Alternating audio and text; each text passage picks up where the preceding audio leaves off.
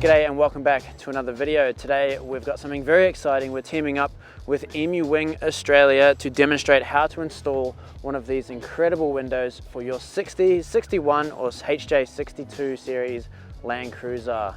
So let's get into it. So after talking to the team at EMu Wing, I believe that this model that we're installing today is actually a new and improved model on what they've originally bought out in the past. So those are now available. So go down to www.emuwing.com.au to check those out if you want to grab one of these for yourself. So first things first, let's see what's in the box.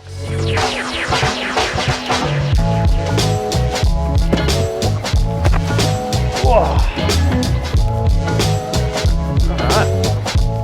So, in the box we've got an EMu Wing frame, an EMu Wing panel, polyurethane glue and a nozzle to go with it, 2 support brackets, 2 hinges and face plates, adhesive weather strip, pinch weld, gas struts, 3M primer, M5 CSK bolts, washer and nylock nut, pan head bolts, M4 hex bolts, washer and nylock nut, 2 keys on a keyring, 1 chalk pen, we've got 2 handles. Some of the tools that are required to install this is a 4mm Allen key, a medium-sized Phillips head screwdriver, 8 to 12 clamps per side. We need a 7mm and 8mm spanner, a 7mm, an 8mm and a 10mm socket, and a caulking gun for our polyurethane glue.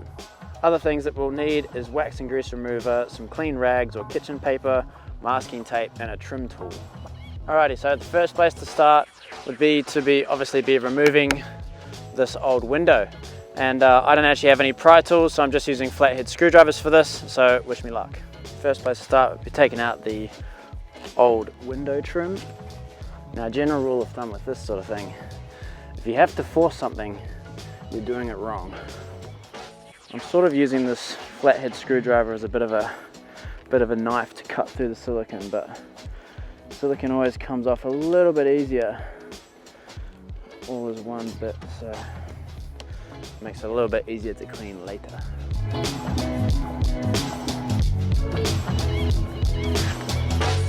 And there we go, one window. All right, now the fun part. You should probably use gloves for this because this stuff sucks to get on your hands. So I thought I had a plastic spatula somewhere, but I don't. So I'm just covering a chisel in masking tape so that it doesn't have quite the edge on it. But if you can get a plastic spatula, get a plastic spatula. This is just a chisel with tape on it, so pay no attention to that.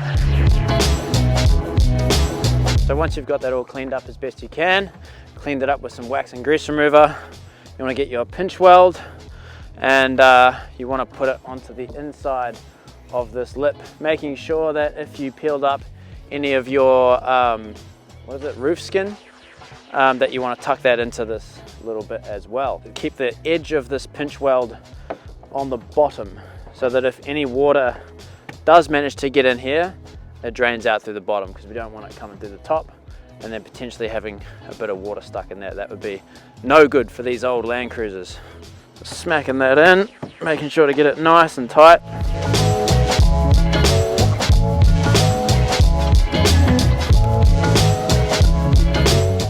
Cool, it's looking pretty solid. So this wasn't included in the tools that you might need, but a pair of tin snips is probably the best thing to use for this, because I believe there is a little bit of metal on the inside of this.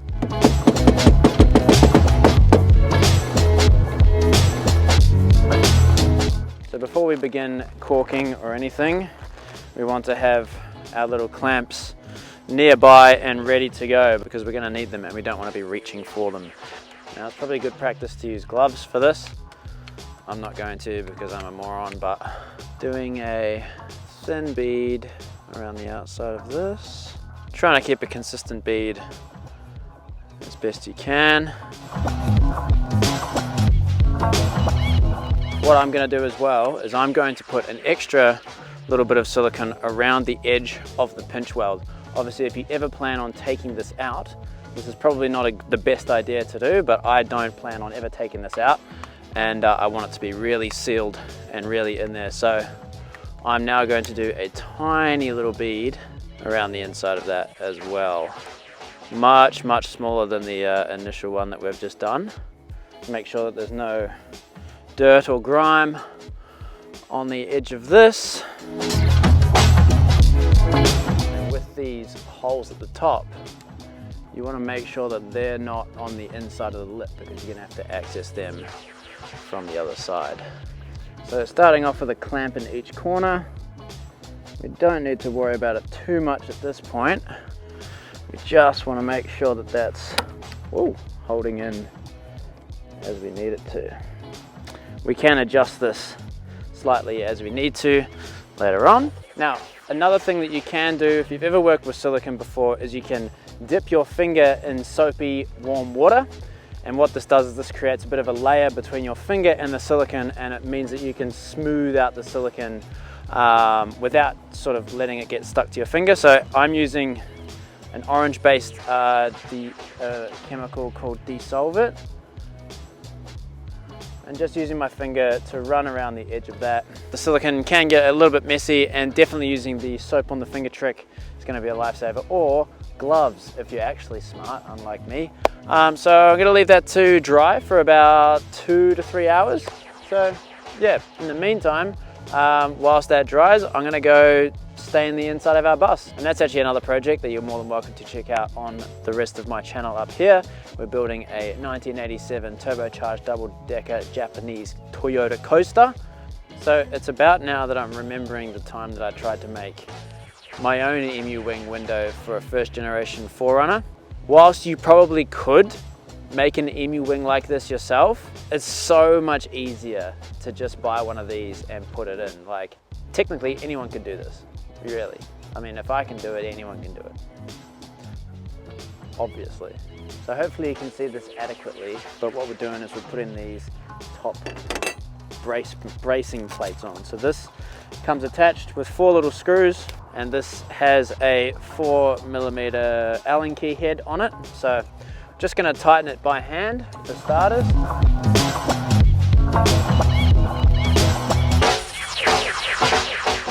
So we can see that those bolts are pretty even, and these rails are quite straight as well.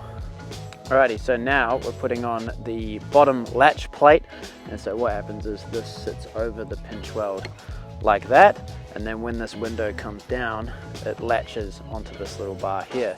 So this width here is the perfect length to get over this little pinch weld, and we'll fit it in like that. So to tighten these up, obviously once again we're not going for, you know, maximum tightness on anything. We're just using the 8mm spanner to hold the nut on the back and wind that screw on consistently on both sides. And that is feeling super solid as compared to this side, which is still a bit flimsy. So we'll chuck that next one on.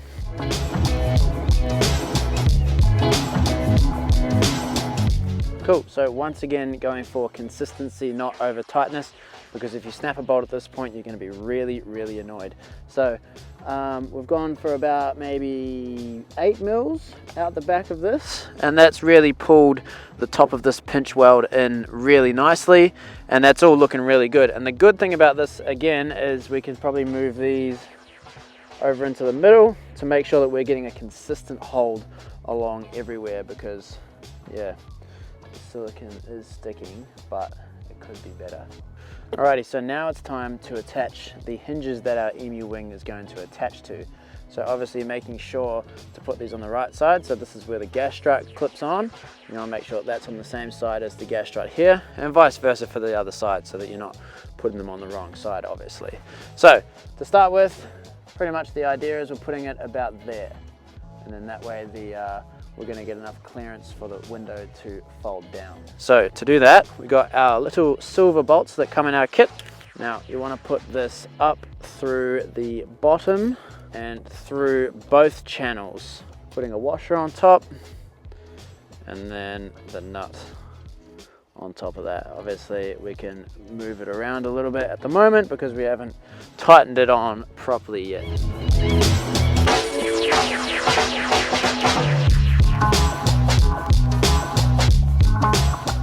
So I believe that this is supposed to extrude about 10 to 12 mils from the edge of the car so that there's enough room for this window to fold up without hitting your car, because you don't want to scratch the paint job. If you want to see how we painted this car, feel free to check out that video here. 2-pack, 2-tone paint job for under 2,000 Australian dollars. Check it out, it's a good video. Now that the frame's in and nice and secure, as it should be, what I'm going to do is I'm going to tape up the edge of this and give it a nice clean and finished line, and just fill in a few of these holes that we've seen here. So another good way to find out if the silicone has got any holes in it would be to go around with a torch and just make sure that there's no little gaps of light coming through, because any little gap of light could one day mean water, and that's the last thing that we want to see from this window especially. So you want to make sure that this is done right, and done right the first time, otherwise you're going to have issues with it. I'm going to go around this whole thing with the tape and get hopefully a bit of a crisper line around here, and then just before the silicone dries off, I'm going to peel all this off so that we get a nice clean line running through that. Alrighty, so the silicone is looking much neater around this now that I've put some tape on it, so I would highly recommend doing that first. Now the next thing we're going to do is tighten up these bolts, and so using two 7mm sockets to tighten these up. Don't tighten them all the way just yet. We'll wait until we've got the glass frame on, and then we'll give them a real good tighten and get them all finalized and in place.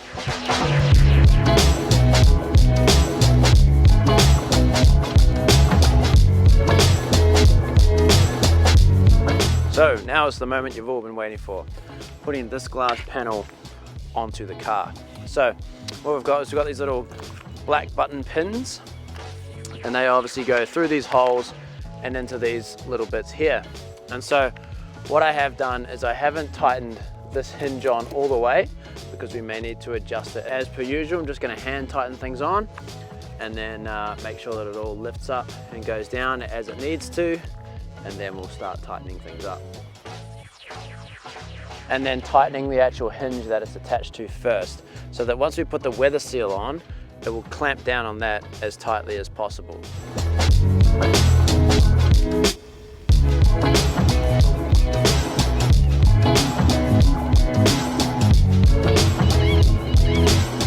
So once that's all adjusted and looking as straight as possible, one thing that you do want to take into consideration is making sure that this window has heaps of clearance in between the top of your frame here, so that it's not and you'll hear it make a scraping noise if it is too high. But if you do need to change that, what you can do, just come along to these bolts, untighten them a little bit, adjust it till it's the right height, and then tighten it back up again. So when it comes to putting in gas struts, the idea is with these, you always want these at the top. If you're in doubt, just follow what you've already got put into your car. And these are super simple. You just snap them into place on the top here, click, put that in, twist it around, push it up just a little bit, and clip it into spot like that. If you need to take them off, just get a little screwdriver in there, pop this little metal clasp off, and then pull it off, and then you're good to go. But that is essentially looking pretty good, except for this little wobbly bit here. So how do we combat that? So to do that, we got to go inside the bus. So I'm going to use this chalk marker to mark out on the window itself where the edge of this bracket comes to, because it will be slightly different for wherever we've managed to fit this. The best thing about chalk markers is they just rub off at the end. The reason that we drew this line is because this is where we're going to put this little bit of 3M adhesive rubber on the inside of this. So when it comes to applying this adhesive weather strip, you'll see that it's got a little lip on this. What we want this to be doing is facing the outside edge of the window. It'll be sitting here because this needs to sit on the inside of that, and then that's going to prevent water from running into the car. The weather strip will be sitting like that on the outside edge of this line that we've drawn. But before we even start peeling this away and sticking it down, EMu Wing has supplied us with something really, really cool. So this is a little 3M94 primer stick. And what you basically do with this is like a mini spray can, and you just crush it in here. Give it a little shake, using long strokes to apply this primer.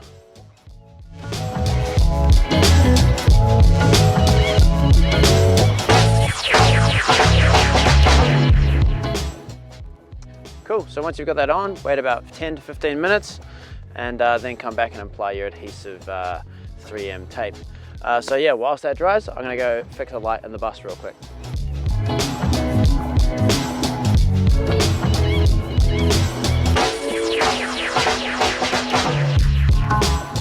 Alrighty, let's see if this works. Little winds like that.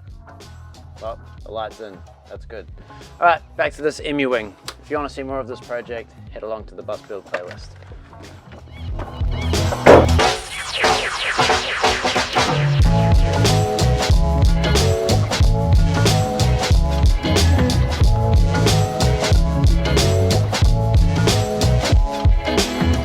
Once you put on the adhesive tape, obviously go on the inside and make sure that the seal is on the inside and above that line and not getting jammed in the hinges or anything.